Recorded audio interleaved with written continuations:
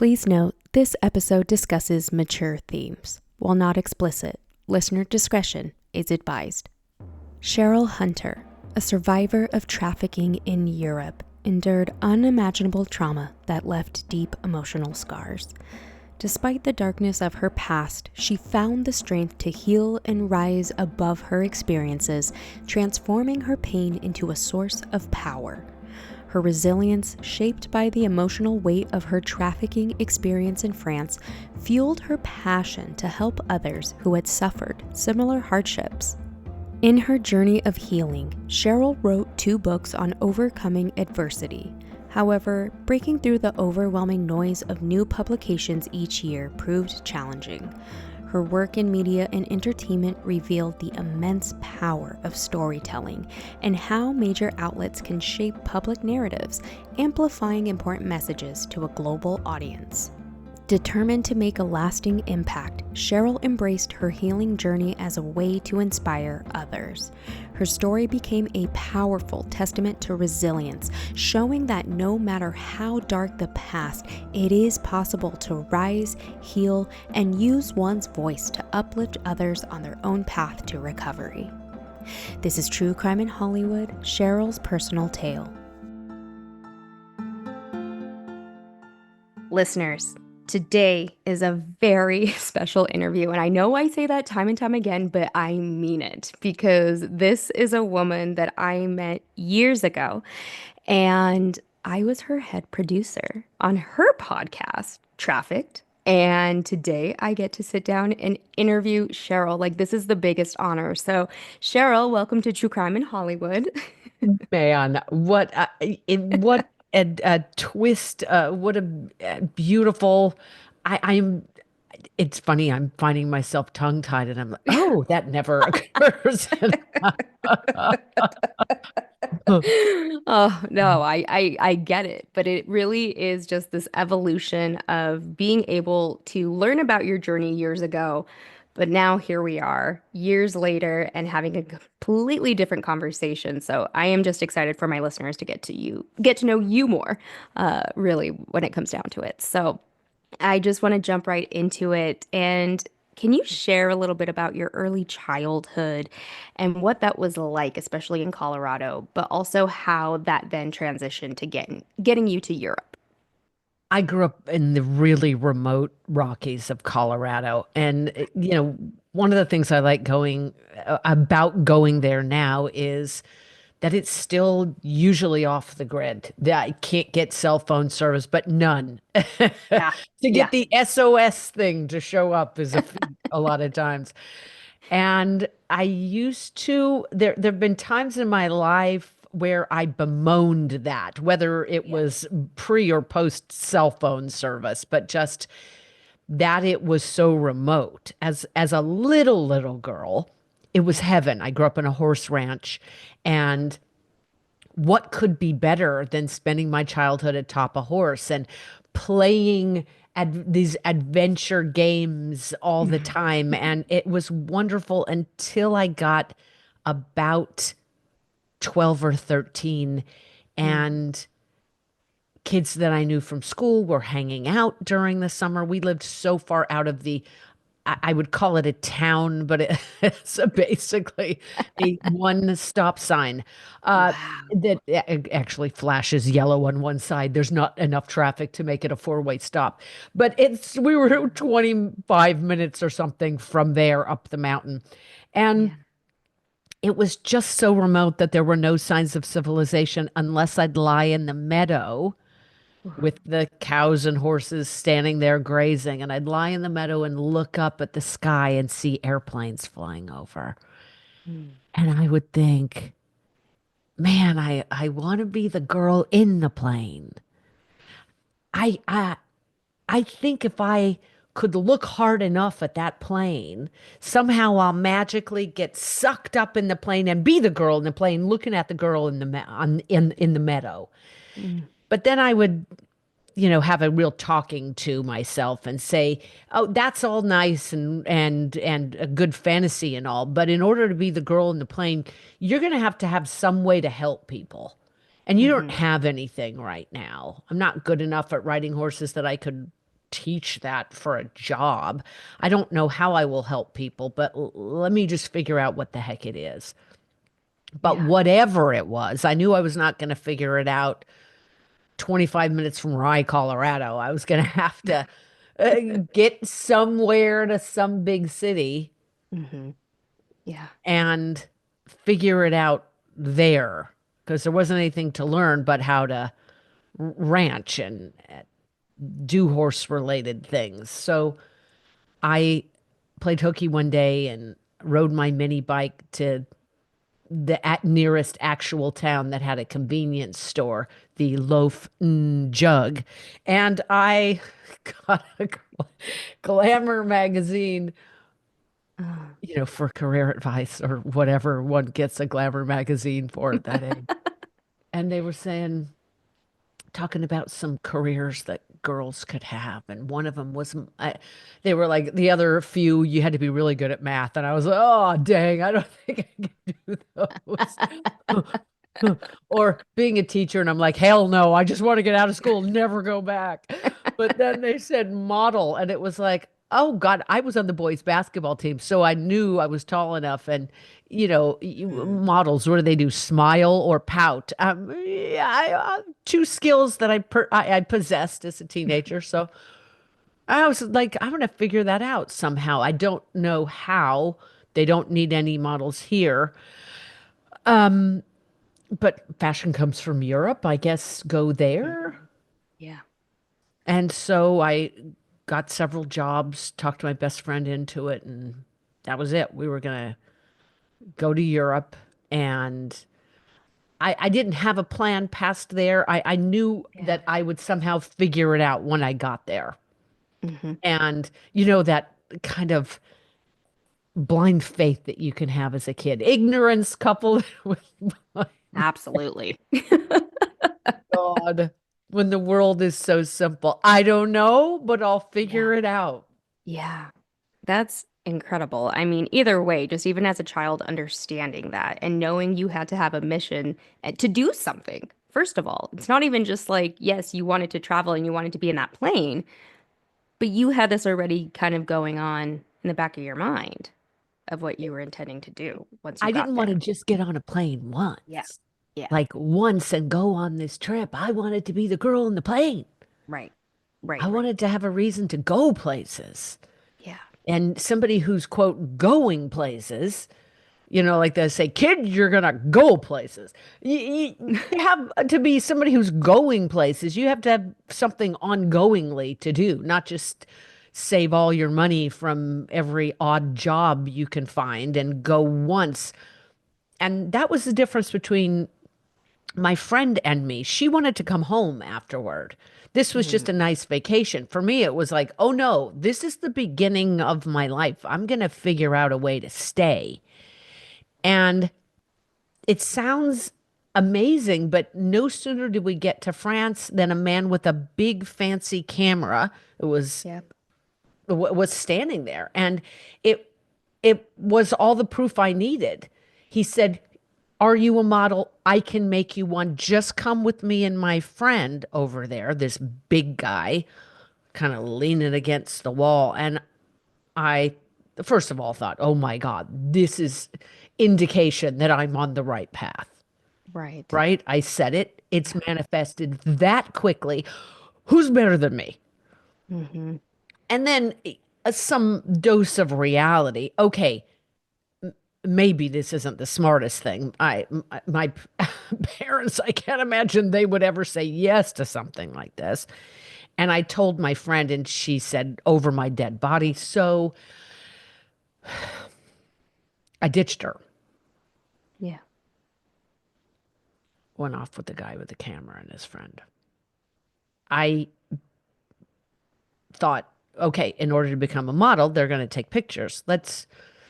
Are we going to take the pictures now? He had the camera, when we got together, the camera wasn't there anymore. It was just the device to get me to say yes and to meet them. But that no matter, when are we going to take the photos? And they said, well, just relax a little bit, have some wine. And I thought, I don't want to have wine. I want to be composed. I want to look my best. I don't want to act like a fool. Yeah. Yeah. And so I said, no, no, I just want to, I just want to shoot the photos and don't be a dumb American. Don't be that Mm. kind of American. Have some. It was Oh, Sauvignon Blanc. Boy, did that sound fancy. I mean, doesn't it just sound like France? right. Like so grown up. Mm. My gosh, Cheryl. And then it was just the biggest nightmare that you could comprehend. They drugged me as, Yeah. this wasn't Sauvignon Blanc on its own. Yeah. First, they said, do you want some cocaine? And Mm. I was like, oh my God, I'm so naive.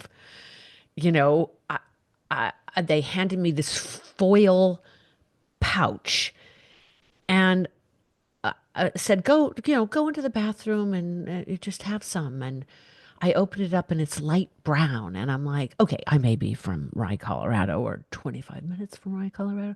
But no, Yeah. cocaine's not brown, is it? I just Mm-mm. opened it, looked at it, folded it back, washed my hands really well, thinking through osmosis or touch or some shit, it was going to get into my body. And I gave it back and never said a word. Thank God. I just asked again, when are we going to take the photos? Well, have your Sauvignon Blanc here.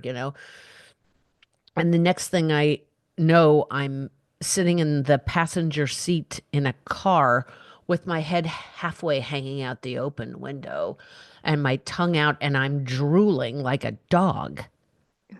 And we're going up these windy roads, and I'm thinking, oh God, this is not good. This is not good.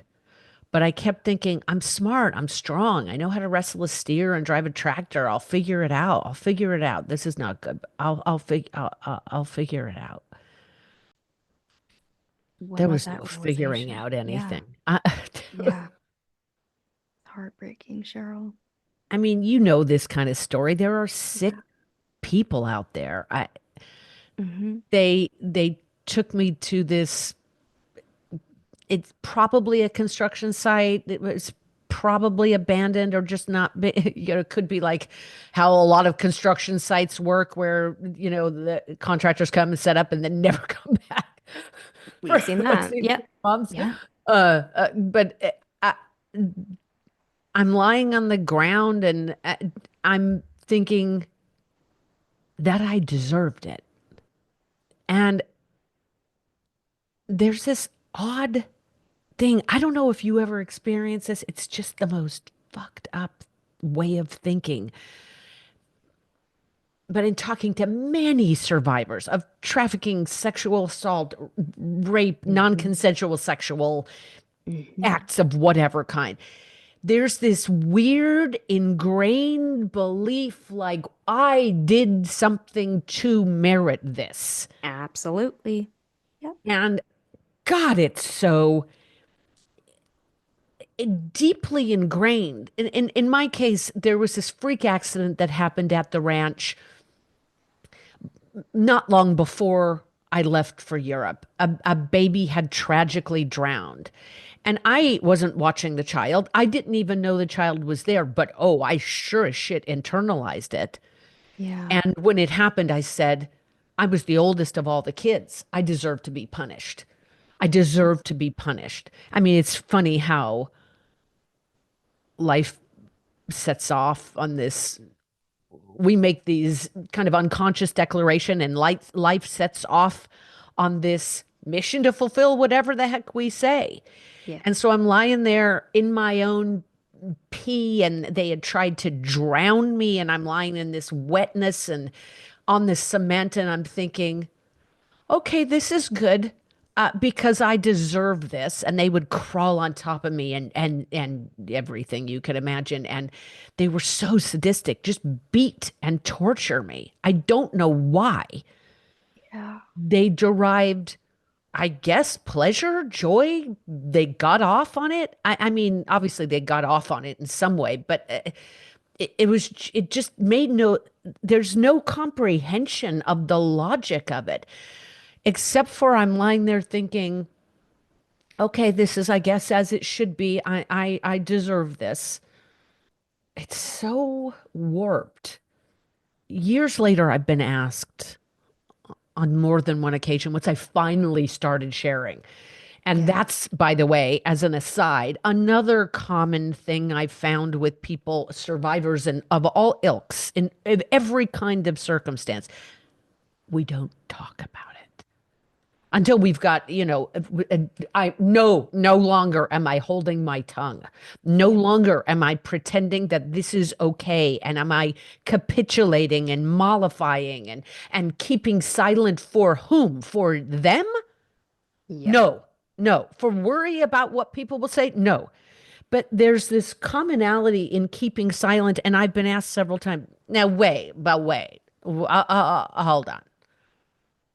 The first time I was ever asked it was on a TV interview. Okay.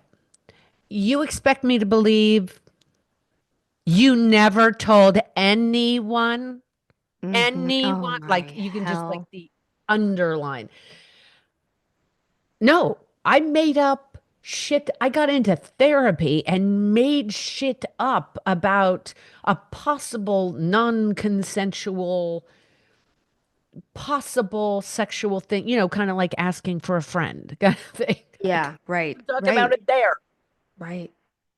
That is so common though. And I mean, to validate that, Cheryl, I just shared my rape story last month. God. And it happened at age 18, and I'm 37. But literally what you just said, I said it to my therapist yesterday. Yesterday. I have chills right now. I said, I don't know why I have been just tearing myself down for so many years, keeping silent, keeping quiet. For who? For who? And that realization, just to put that into context, 18 to 37, the amount of time it takes to have that aha moment is Oh. huge. So just the fact that you said that right now is like, you're right. You are Oh, so right. my heart breaks for you because I mean, look, it doesn't. I'm not saying Yeah. for a heartbeat that I pity anything. Yeah. It's just thinking of that girl you were at 18. It's just so sad. And yet, God, you rising the way you have is so beautiful. Thank you. It's because of people like you, Cheryl. Like that is the you brought me into this space of speaking to other survivors who have experienced similar traumas to yours, to be able to observe you, connect with them.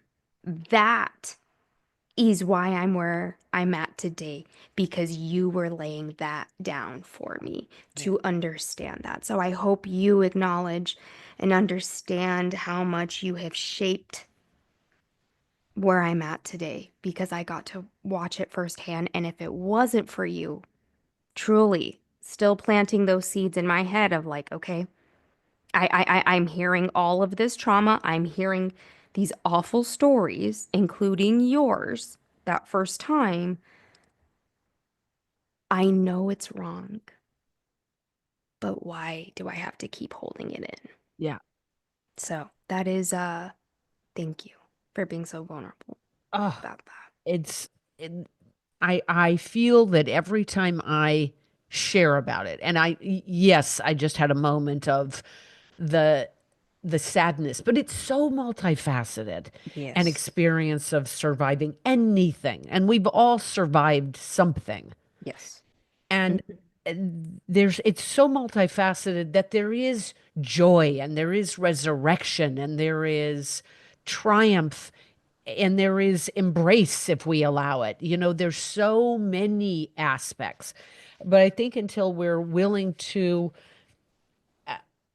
see and acknowledge and claim through Mhm. speaking about our experience and the fullness of it, we can't move beyond it. We can't integrate it and be better for it. And there's a different way that it's appropriate for every person to share. And Yes. it's a uniquely personal decision. Right. Do I share with a therapist or mental health professional? Do I share in a support group? Do I share with a partner? Do I Hmm. share with the world? It's uniquely personal. Yeah. But there is someone, if you're holding in what occurred to you, and worse yet, uh, making yourself wrong for it or still blaming yourself for it, Yeah. Yeah. then there is someone, find them. There's a phrase I heard. I swear, I'm not saying this to name drop. It's just funny. It's where I heard it. I don't want to fake like I made it up. Yeah. Dr. Phil said, monsters live in the dark. And I was like, holy Mhm. crap. I was talking to him about saying how I had not said anything to anyone in way more than a decade. Nothing. Yeah. And he said that monsters live in the dark and they grow in the dark. And it was like, wait, what? Mm. That's so true. Things become so much more monstrous when Yeah. we keep them hidden. Mm. Wow. That is profound, actually. That's a great way to put it, actually. So, on the flip of that, how did you cope those initial years once you were free? Well, one of the things that I realized I started heading down a really bad road. Like all Yeah. I would think about is how to get back at these sons of bitches. And the other thing I would think of the rest of the time was how ruined I was and how damaged and gross and filthy and used up and Yeah. terrible and gullible and idiotic and all this. Not a good territory to hang out in, Hmm. vacillating between self-condemnation and revenge. It colors life in a particular way. And I have to say, at some point, I started not having suicidal ideation, but I started having what I can only call as compassion for and extreme empathy those who had taken their lives, but I started saying, "Oh, I understand that. I appreciate it. I could see how like I was stepping into it way too much for my own liking." Because as I stood in my life, I said, "There's no frigging way." How many more decades do I have? I can't get through a couple of hours, let alone a day is hard. How in the shit am I going to live that many more decades? I can't do it. I can understand how people do that. I understand. I have compassion for it. I get it. And then I thought, well, could I take up skydiving and then I'm not actually doing, I was skating on a territory where, I came from the mountains. I'll give a mountain analogy, but we used to skate on ponds in the winter and lakes, and it was thin ice there. And Hmm. you go through and you can't find your way up. And I knew I had to change something. I could not continue down that road where all I trafficked in were conversations of hatred of myself and hatred of them Yeah. and hatred of life and God, why have you forsaken me? All that. I couldn't live there anymore. And I thought, okay, look, let's just uh, face facts. I am not the first person to go through trauma, and people have gone through a million times worse. Reading a book didn't seem like it was going to be therapeutic enough. I wanted to find these people who'd gone through abject horror and trauma and all these things. I needed to find them and learn from them because reading wasn't active enough. It was active what occurred. And I thought I needed that as an antidote. And I'd heard this phrase about if you're hurting, find somebody who's hurting more, help them. Mm. And I thought, God, I'm young and screwed in the head. I got no future. Is there, who's worse than me? Oh, old screwed in the head. Have no future. I'll go to find old people. And so I started volunteering Mm. at old age homes. Wow. And there were Holocaust survivors still, war Wow. vets, people. I mean, like God, the stuff these people had gone through. And I go in there and they just want to talk all the time because nobody listens to old people in this country. It's so messed up.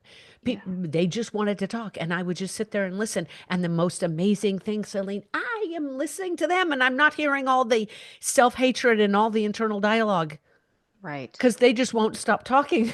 It was like, oh my God, my Yeah, people. that is wow. And I I would have just sit there never every heard day anything with like them. that. It will. I didn't have any better solution. I wasn't Yeah. telling anyone, Yeah. and I was just the best I could figure out. But it really, they were at peace. I was at peace. Yeah. And eventually I started to see there were patterns. There Mm. were some who understandably were bitter and hardened and resentful and just mean. Yeah. The more, kind of the language I would use at that age, right? And Yeah. then there were others who'd gone on to live happy, productive, fruitful lives despite it all. And I thought, I'm going to take what I'm learning and codify it into steps I can take. Mm. And I did. And it worked. It was the damnedest thing. It actually worked. My And I thought, okay, I can't keep this in and just to myself. There are other people who've been through this, whatever. I started with sexual assault survivors and rape yeah. and trafficking and violent survivors of violent crime. And just started I somehow, like the universe does, it was directing these people to me. And I said, look, I'm not a mental health professional. I'm somebody who has overcome some stuff myself, a non-specific what it was, but Yeah. it's worked for me. I've seen it work for others. If you want to try it out, I just kept trying it out with people and it worked for all them too. And I thought, God, I I need to let the world know Yeah. that it's possible to overcome adversity and it's actually comparatively simple. Wow. There are actual ways to do it and people are suffering. Hmm. There's got to be a way to do it Hmm. and let people know this. I need to let the world know. That's incredible. Now tell me though, because then you did eventually get yourself into modeling. Oh God, yes. I Talk to me about uh Coca-Cola. well, I was like, you know what? I am there's no way I'm going back to Rye, Colorado. I will go out of my mind. I can't go sit in a place where there's literally nothing to do but ride horses and hike in the mountains. I have to stay in the city. I don't know what else the hell else Mm. to do, but I got a magazine that had a list of all the modeling agents. So I went down every single person on the list or agency on the list. The next to the last one said, "You're short, but you're American. Maybe that'll sell." I was like, "Yes." And I the gimmick of being an American, I guess they liked it. The whole cowgirl thing was different, Wow. And they kept going, we're gonna, work on can we take photos of you with a cowboy hat? I'm like, I'm trying to break free of wearing Wrangler jeans and damn cowboy hats. You're trying to force me back into this crap. But hey, it worked. And yes, I became the Yeah, worldwide Coca-Cola girl. Like, what? that is Travel to wild. locations and lie there, in a swimming suit, drinking, chugging Coca-Cola. It was actually diet caffeine-free Coca-Cola that they would shake up so it had no bubbles, and then they would add water to it. Delicious. So I could chug it fast. It was really not very tasty. I love Coca-Cola, but diet sugar-free that's flat with water Oh, added. Hmm. oh, oh, oh my goodness. But that just speaks to the resilience that you had. You didn't allow that dream to necessarily go away. And even though you were calling through that list, still, that's remarkable, actually. And I hope you know that.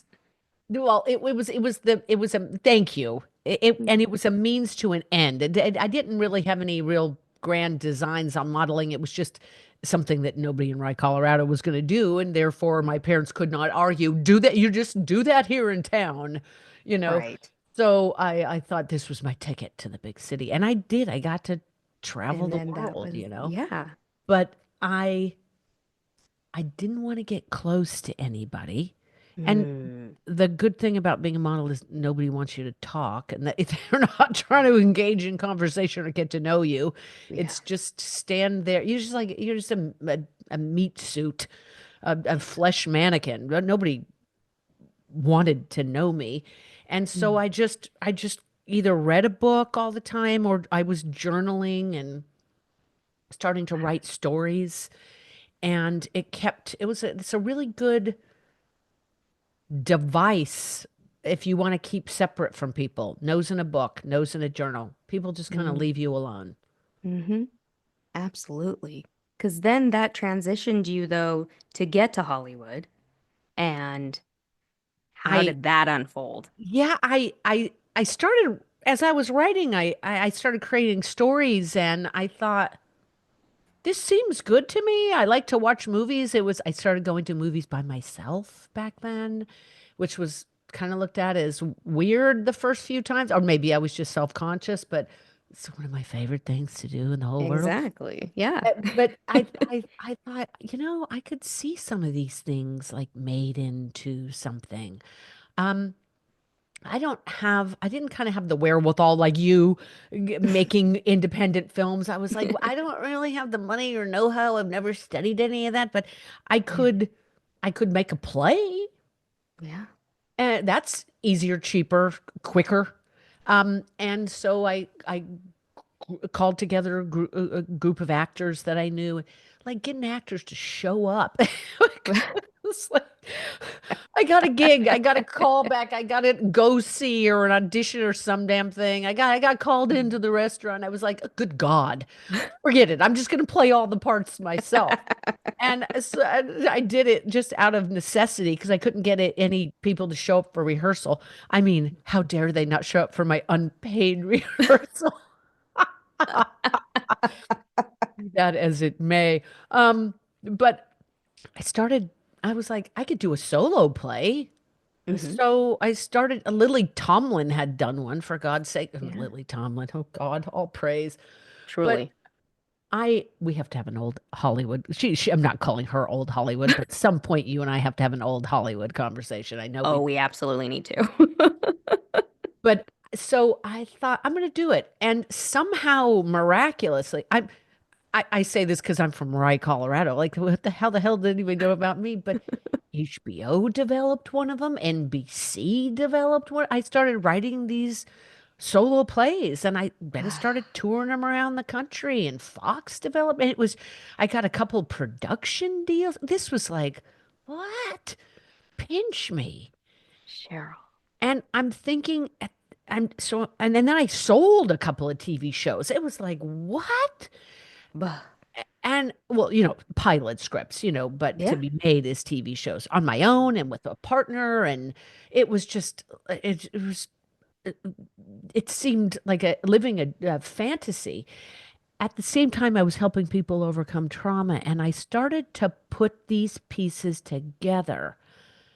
And it's so funny, Celine, how it's like the literal light bulb over the head moment where you see in Uh-huh. cartoons or something. It felt like that. It was as though a light were turned on. Wow. And I thought, wait, I want to help the world know that it's possible to overcome adversity. I see the power of media and the way it Hmm. shapes everything we speak about.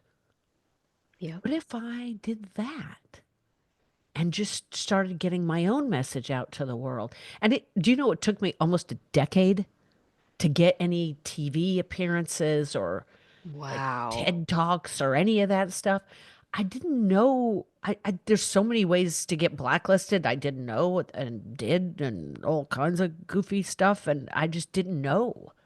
But one of the critical pieces was I was still unwilling to share my story. Hmm.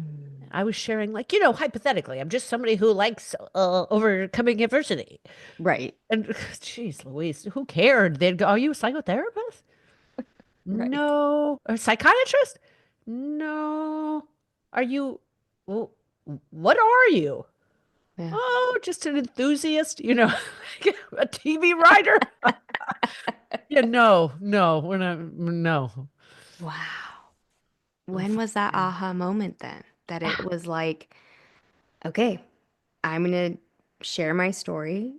If you can even walk me through that first time that you did open up, do you remember that? Oh, yeah. Okay. Because it had been,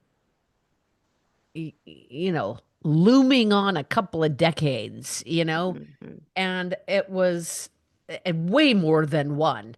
And one of the other things I did to recover, I took personal development seminars and programs. I just felt Wow. good. Yeah. And when I was there, I felt good. And I took everything they had at any place I could find them. And then I was done with everything. And I was like, oh God, I felt really enlivened when I was there. What else do you have? And they said, well, we can train you to lead them.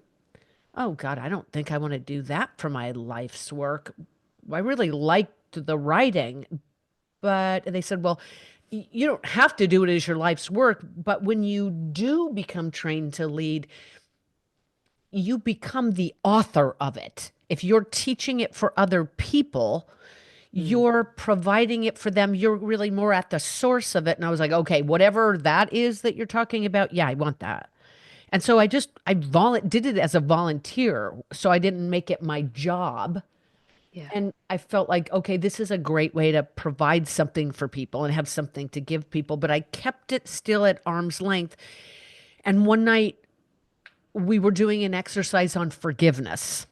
And there's I don't know, close to 300 people in the room to Wow. something. And these people had been going seminar series to seminar series with me, many of them for years. So we knew each other well. Tonight's subject is forgiveness. It's possible to forgive anything. Talk amongst yourselves, kind of thing.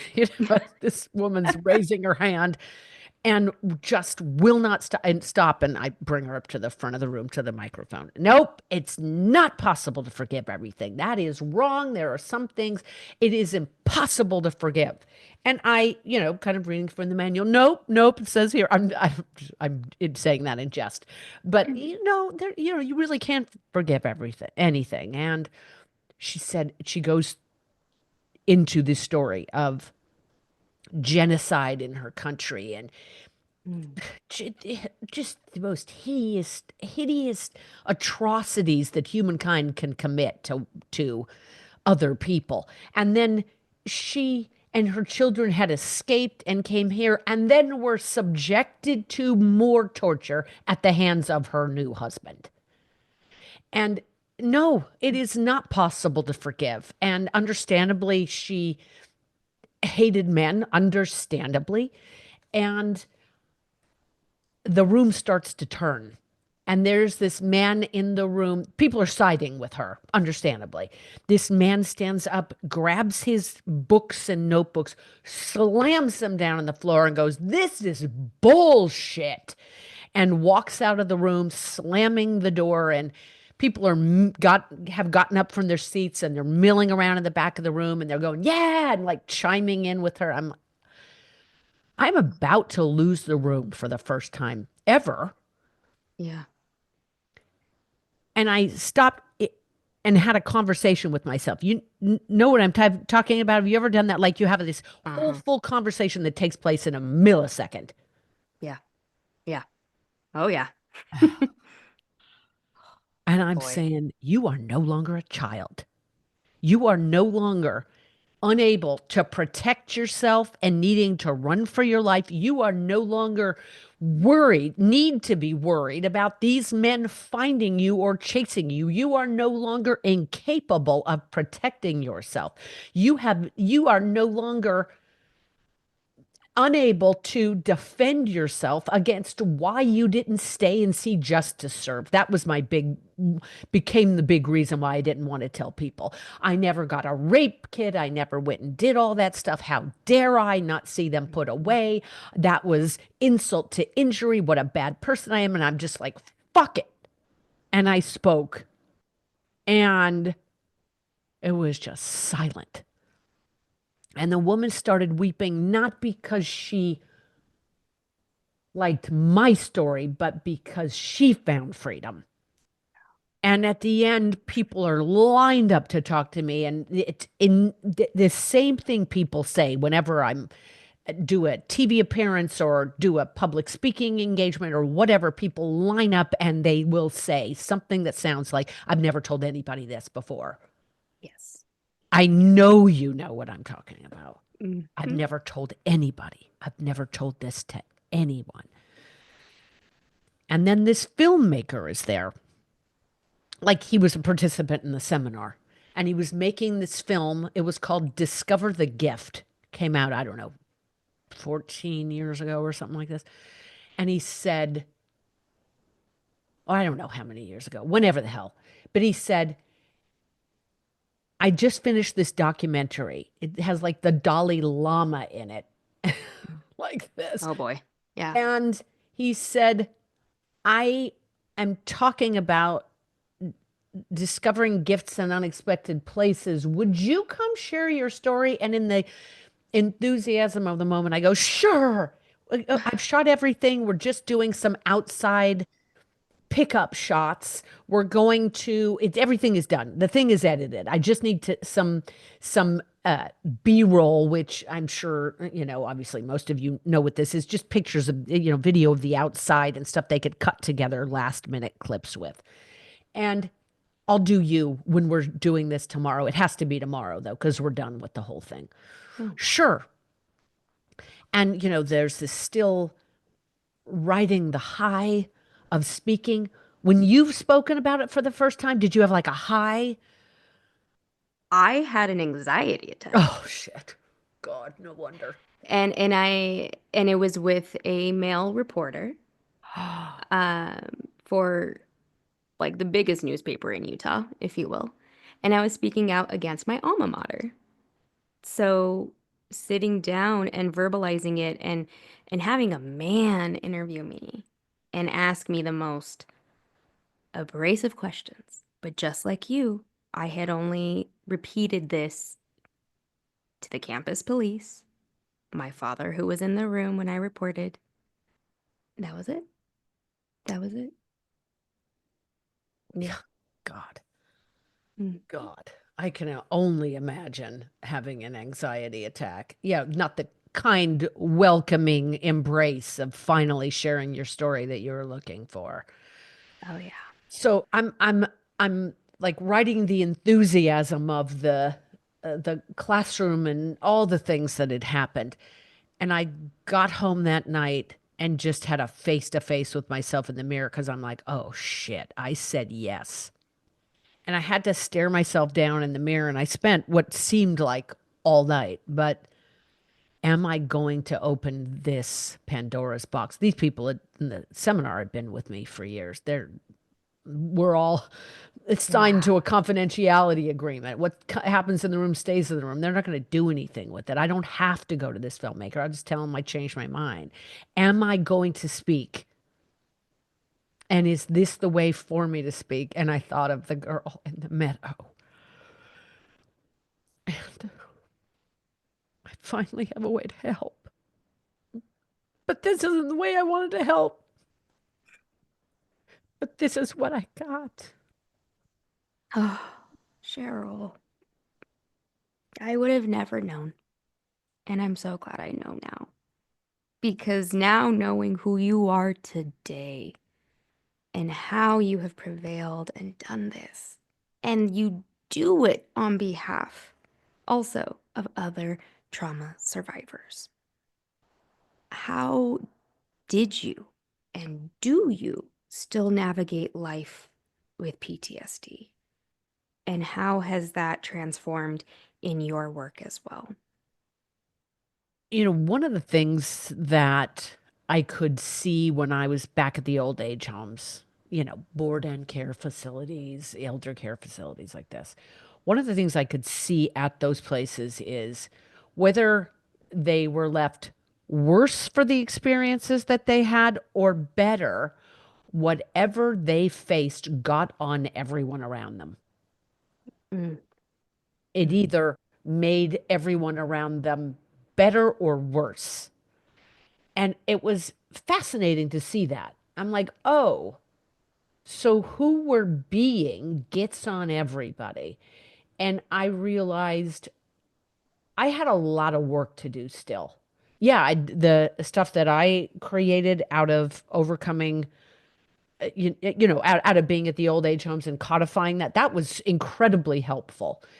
But there was, there's other elements to it. It's like the trauma lives in the body. mhm, So it's like I've got to do some kind of somatic work. And then there's the sexual part. How do you not bring that into relationships and get that all over others and make them to blame and all that stuff? And so I've just become I became like a self-help, like a geeked out on it. I heard a phrase once. Celine, I loved it. Somebody said when I was leading these seminars that personal development and personal growth is a mountain with no top. mm. And it was, wow, Wow. what that, yes, yes. I'm embracing the perpetual hike upward. So I just didn't want to get it on anybody. And we all cope and find ways to cope. Not long after France, I met a photographer. His name was Johnny. He was German. He was from Berlin. And we fell in love fast and hard, and it was just amazing. We looked alike. It was like, what? It was fabulous. Yeah. Everything, teenage romance should be. And then he died in a motorcycle accident. Oh my goodness. And I said to myself, nope, I'm not doing this anymore. I'm not getting close to any other people. I never told him anything that had happened to me in France, but we had fallen in love and I was open with him more than I had been with anybody. And I just said, I'm not doing that. I'm not getting close to people anymore. And I had Mm, gotten married, but I mean, to his credit, he wasn't really in love with me. He wasn't in love with me either. We were friends. We had both gone to a conference where we heard a husband and wife saying, feelings of love, they come and go. You can't count on love to last. All you can count on is a real friendship. And he and I were like, hey, we're not getting any younger. Should we get married? Oh, okay. I mean, it was that like idiotic. wow. And then I want a family. You want a family? Yeah, I want a family. And then we got married. He goes, I don't want a family. I don't want to have kids. And we should have just annulled it there, but instead we, just kept, for whatever reason, he moved out of state. We stayed married Wow. for a couple of years, but for no, we weren't, it wasn't, there was no love lost for either of us. Yeah. It just was a thing we did because we both thought, oh God, we're not getting any younger. That's an Mm, empowering conversation. yeah. Let's get married. Okay, let's commit to something that's supposed to be forever. Okay. But how do I continue to live with CPTSD? Like I Yeah. just I'm I continue to just find where there's still the wound and continue to heal it. I went to a sound bath uh, on Thanksgiving, and I'm lying there in this meditation afterward, and the woman comes and does Reiki, and she puts her hands on my ankles, and I leapt up, and it's Mm, a safe, closed circle, and I realized, oh, Okay, just being gentle with myself. There's still trauma in the body. Okay, there's still more work to do on that which is stuck in the body. Okay, that's all. But there's one of the best things I've done for my nervous system and therefore PTSD is I now married for real and allowed myself to fall in love with a man who's a true hero. We had dated years ago. It wasn't the right time. It just wasn't the right timing. And to me, he was the one, but I was like, hey, if, if it's not the right time for him and I'm not the right one for him, I'm not going to convince anybody. It just is what it is. And we let each other go and lost touch. And last year we ran into each other randomly one early morning on the beach and got married again. And truly, it's the first time I've allowed myself since Johnny, the German photographer, when I was a teenager. First time I'm allowed myself to love and be loved. And I tell you, having people that are solid Yeah. in our lives allows us to let that hypervigilance go and allows our nervous system to just rest. And I'm extrapolating this for certain, but I look at photos of the two of you, the four of you, counting your peppers, but and it looks like this nest that you've created where your nervous system can rest. Yeah. And I just have to say, when I read your post that you were married and you got married, but reading exactly what you just shared, I knew it. I knew it. I knew it. I knew it. That was your Duncan Yeah. because it was like the serendipity of it, first of all. And then you then travel back to Europe and have this wonderful, amazing adventure together as well, which is also just feels full circle on top of that, Oh making these God, memories yes. I together. don't think I've been to France since then. Holy crap, you're right. Yeah. And Oh, I'm you're so sure good. that but finding that it is like I said, just watching from afar and reading that, and I think I even gasped. And we were watching TV when I read it. Cheryl got married. Cheryl got married. And I start telling Duncan and you know, as most people now know with my episode with John Michael that Duncan and I married months after meeting. And but I knew and you were right. I didn't have to combat anything. And then the fact that I opened up about being in a physical and emotional abusive relationship for so many years, which I told myself was love, but my nervous system never had a break. Never for years. And so hearing you say this, knowing how this has transpired for you, and the smile that you have, and this lightness to you now, Cheryl, I can see it. And so I just hope you know I'm so proud of you. And I'm just so happy that you feel home and you deserve that. I hope you know that because I know how much you have done and put out into the world. And like I said, to so many different survivors, it's empowering. And that's why I needed you on this podcast to have this conversation today because I wanted to understand your story a little bit better. We can always read it, but I wanted to know the realness behind it and I wanted to hear it from you. So thank you for being vulnerable and sharing these things because I know it's not easy. But I you, love oh you. my goodness, I love you Thank you so too. much. This is truly one of the most impactful conversations I think I've had yet. That knowing that you were so young when all of this happened to you and who you are today and the steps that you have taken to build this life around you. And just like you said, there is no mountaintop to that, and you just keep going. But you equally have gifted me putting other people in my orbit, like John Michael. I'm going to share this whether he knows it or not right now. But he said after he did my interview of interviewing me and learning about my dance background and how I continued to do it as an adult, he went and auditioned for a local play and he's playing the lead. He just emailed me yesterday morning this information.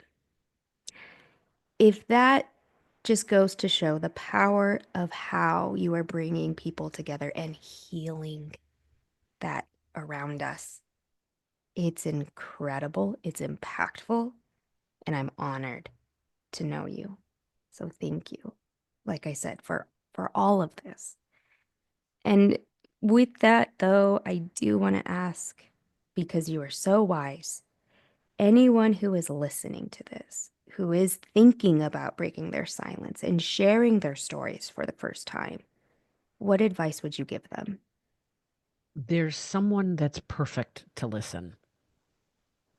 Only you can discern who that is and what the right time is, and whether you want to parse out what you share, give yourself and your nervous system a chance to be with that, or whether you want to share it all at once. I learned this in leading those personal development seminars, that you set up the listening and pre-frame them with how you want them to listen. I found this tool in any context to be so helpful. But if you just want them to listen, say so. Many people, when trying to be of service and help another person, try to fix something or provide a solution. Generally, in sharing this experience, that's not what's going to be helpful for you. Mhm. First, be heard. First, express. Then later, if it's like, okay, it just happened, I need to go get a file a report or get a rape kit or whatever. Then. But first, if it's way more distant and there's not an action to take right now, just be heard.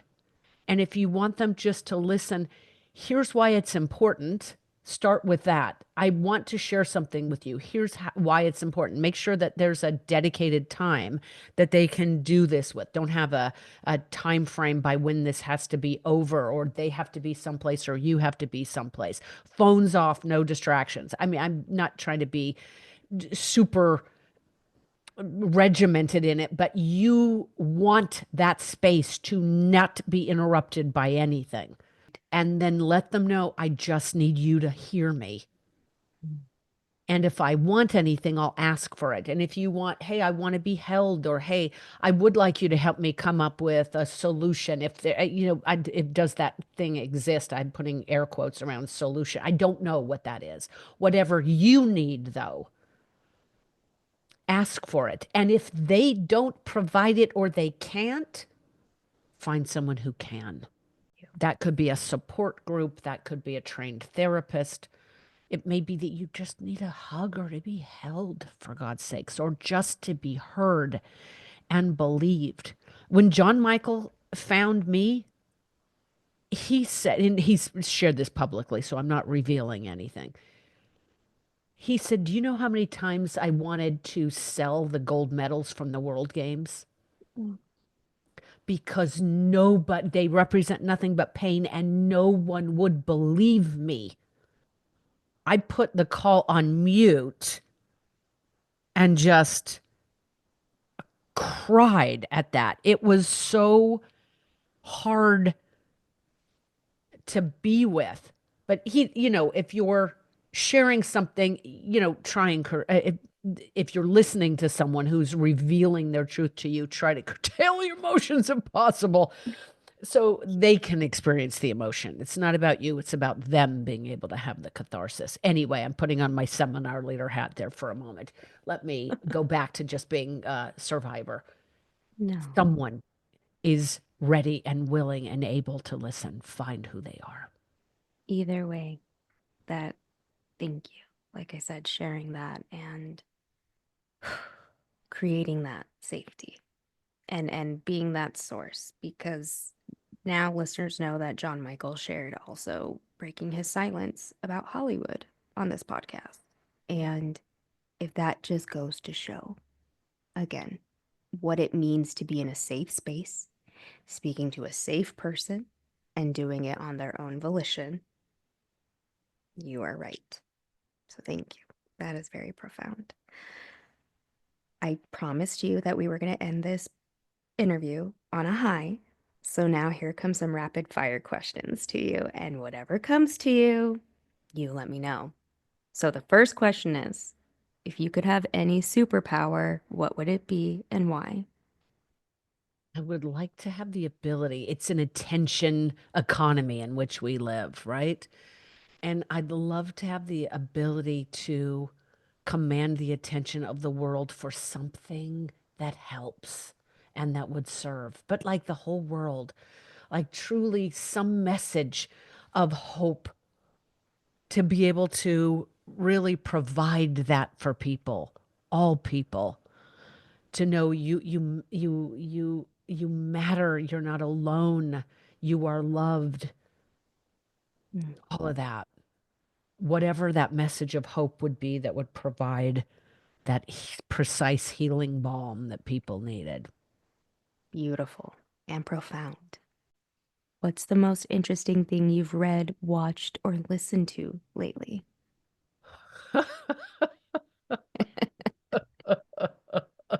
I know it's going to be good when there's a giggle. uh, yeah, I'm going to go a little bit silly on it. One of the biggest tools I found in my own recovery and just being able to live beautifully despite whatever trauma in the past is levity and humor. Mm-hmm. And it's no Shakespeare or anything else, but I uh sat down late night to watch something funny last night. I like to watch something funny before bed, my husband and I do. And I saw Elf. And I fast forwarded to where it reads, he's standing outside of the New York coffee shop and it reads world's best cup of coffee.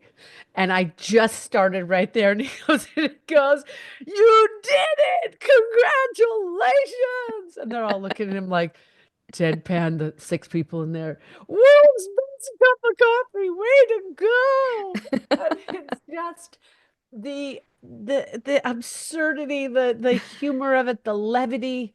Sometimes it's not about the deep, most important things, but the ability to laugh at life, the ability to laugh at recovery and how far there still is to go. I actually chuckled about, good God, I leapt out of my skin at a fucking sound bath. I mean, like, okay, it's okay, you know. Where can you bring levity and lightness and humor is a question that I'm perpetually asking myself. So thanks Yeah. for letting me take a kind of an odd answer to that question.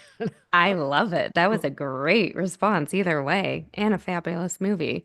Now, do you have like a favorite show or movie where it's like comfort and it feels like home? Like you, I love old Hollywood.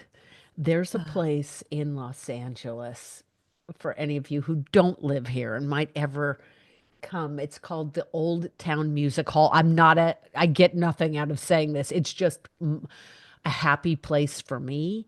mm. And it is 100-year-old theater, and they have the old Wurlitzer machine where Oh, they play the music at the beginning and then they'll do a sing along like take me out to the ball game and they put the slides on the screen, but they're the old school slides from 80 years ago or something. oh, And then they'll do a comedy short like Laurel and Hardy or something yeah. like this, and then take intermission and they've got homemade cookies and stuff, and then you go back for a movie from the 30s or 40s or maybe the teens or the 20s and it's silent and they'll play the Wurlitzer.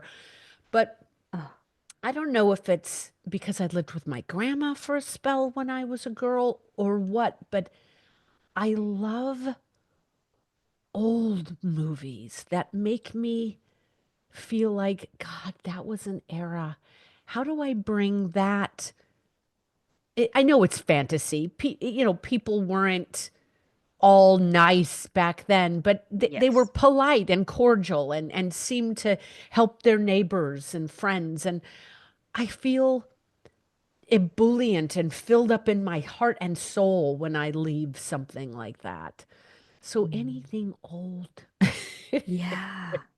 Well, I need to check that out immediately because Yes, that sounds incredible, it is. It's only up actually. on Saturdays and Sundays. Oh, well, we will definitely do an off-script episode where we talk about old Hollywood movies because I have to.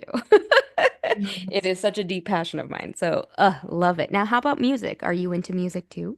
I'm totally into music. I've got somewhere between I was at exercising this morning. They had Dua Lipa on, and I'm dancing all the way in here, and I was blasting it to listening to old yacht rock this Oh, morning yeah. with my hubby. I go, I was singing a yacht rock song in my head before we woke up. Could I put it up? He's like, Ambrosia. Wow, that's isn't this a Oh. breakup song? And I go, just listen to the good words. There is a new yacht rock documentary on Max that Oh, was just added, really? like, I think over the weekend. I Oh, just saw it. Yeah. Yeah, yeah, yeah. holy So, duh. found what you Okay. guys are gonna watch this weekend because, yeah, I'm excited for that one. How about an animal? Which would you be and why? Oh, I did grow up on the horse ranch, so horses, Hmm. I would just, oh God, I had a mountain lion sighting when I was but the summer between fourth and fifth grade. And I'm going to Wow. change my answer. I love horses, but God, I was probably 5 foot away from this mountain lion, and we Oh stood my there for gosh. 30 seconds or something. She was Wow. about, I called her she, I don't know. I just have always said she. She was about the same height as I would, and it was the late summer grass, like up to my mid chest and kind of the same area on her. Yeah. God, just seemed so Breathtaking. magical. Wow. And in the Rocky Mountains, which is where I got married. So, yeah, all of that speaks to my soul. Right. Hmm. Those photos. Exactly. How Me about a too. hobby or passion that people don't know about or would be surprised to learn about you? You know, I do I'm I still love to ride, and I was Yeah. in Colorado with my pop I don't know, week and a half ago. Oh, we had to put down his favorite horse, but my one of Mm. I just I fancy myself a horse whisperer, and like I can communicate with them, and I Yeah. love to ride. Bareback has always been my favorite since I was a girl, but there's just something about being one with a horse and Yeah. Oh, I love that answer. Now, how about a go-to karaoke song?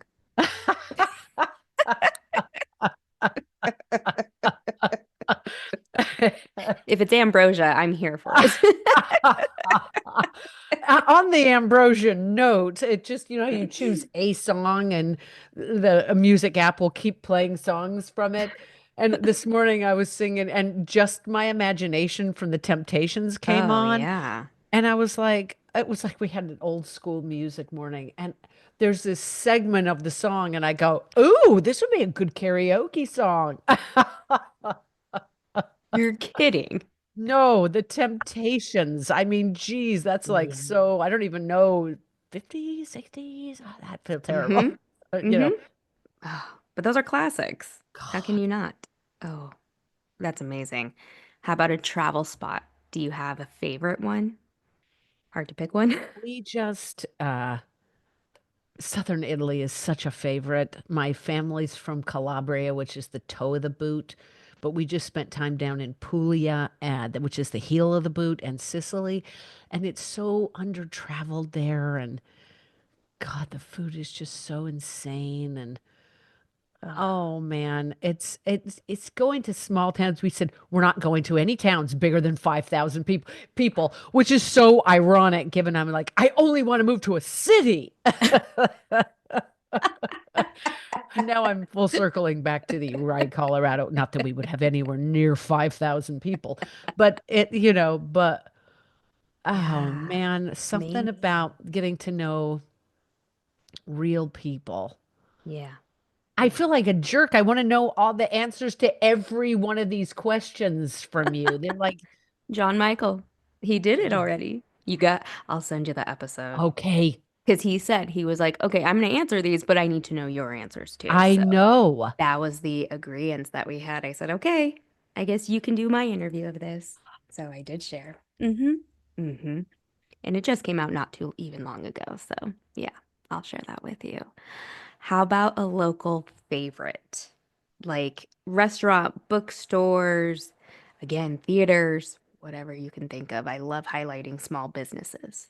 In addition to Old Town Music Hall, I love poke, and there's a poke place nearby called Just Poke, and whenever I put it into my mapping app, if I'm like out, and it'll call it Juice Poke. Finding directions to Juice Poke. So I Juice Poke, but it's Oh, pokey. yeah, delicious. Now, last but not least, who are some of your heroes and how have they inspired you? I uh my grandma was Rosie the Riveter back in World War II. She went to work at the steel Wow. mill, and she would tell me stories about the steel mill.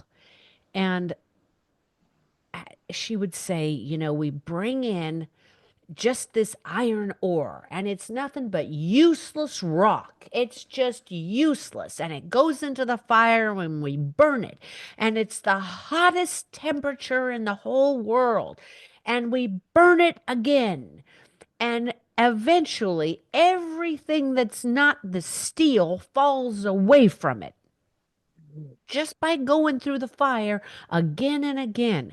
And then the hardest substance known to humankind, well, except for diamonds and titanium, but let me not ruin my grandma's story.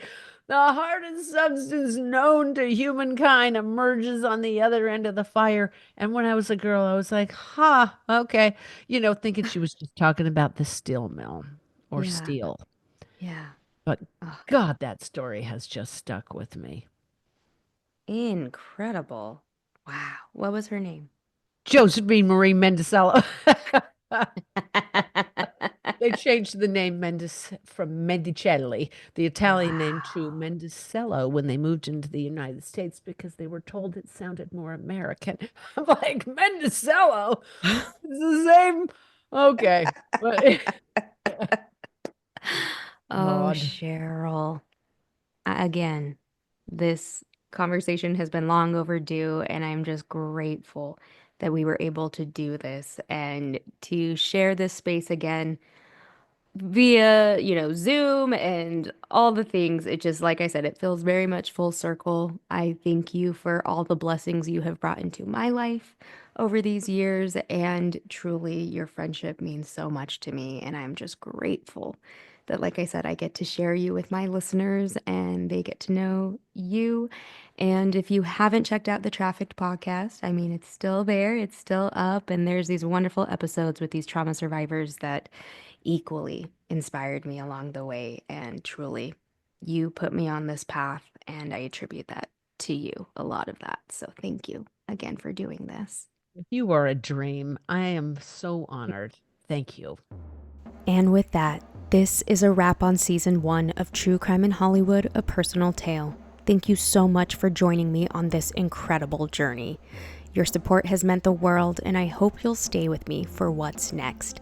Season 2 begins in January, and it's going to be an unforgettable ride. I've got powerful interviews with more remarkable survivors, along with insights from producers, crew members, and even the United States Department of Justice. Trust me, this is a season you won't want to miss. This is True Crime in Hollywood, A Personal Tale. Don't forget to like, share, and leave a review for the show. It helps more than you know. Thank you for listening. And as always, remember the victims and embrace the survivors.